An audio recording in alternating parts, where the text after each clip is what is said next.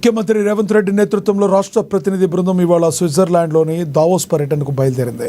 ఇవాళ నుంచి ఈ నెల 23 వరకు దావోస్లో జరగనున్న వరల్డ్ ఎకనామిక్ ఫోరం సదస్సులో పాల్గొని రాష్ట్రానికి భారీ పెట్టుబడులు తీసుకొచ్చేందుకు ప్రయత్నాలు చేయనుంది. సదస్సులో తెలంగాణ రైజింగ్ విజన్ డాక్యుమెంట్ 2047 ఉద్దేశాలు, లక్ష్యాలను విస్తృత ప్రచారం చేయనుంది.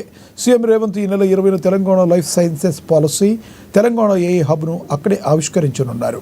తెలంగాణ రైజింగ్ గ్లోబల్ సమ్మిట్లో ఆవిష్కరించిన విజన్ డాక్యుమెంట్ దార్శనికత, రేర్ పేరుతో రూపొందించిన ప్రణాళికలు, రాష్ట్రంలో పెట్టుబడులకున్న అనుకూలతను దావోస్ సదస్సులో రాష్ట్ర బృందం వివరించనుంది.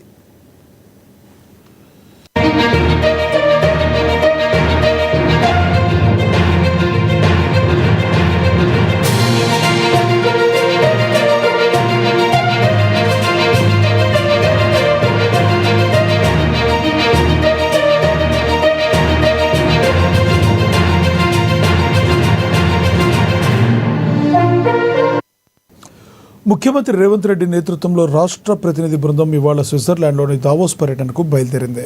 ఇవాళ నుంచి ఈ నెల 23 వరకు దావోస్లో జరగనున్న వరల్డ్ ఎకనామిక్ ఫోరం సదస్సులో పాల్గొని రాష్ట్రానికి భారీ పెట్టుబడులు తీసుకొచ్చేందుకు ప్రయత్నాలు చేయనుంది. సదస్సులో తెలంగాణ రైజింగ్ విజన్ డాక్యుమెంట్ 2047 ఉద్దేశాలు, లక్ష్యాలకు విస్తృత ప్రచారం చేయనుంది.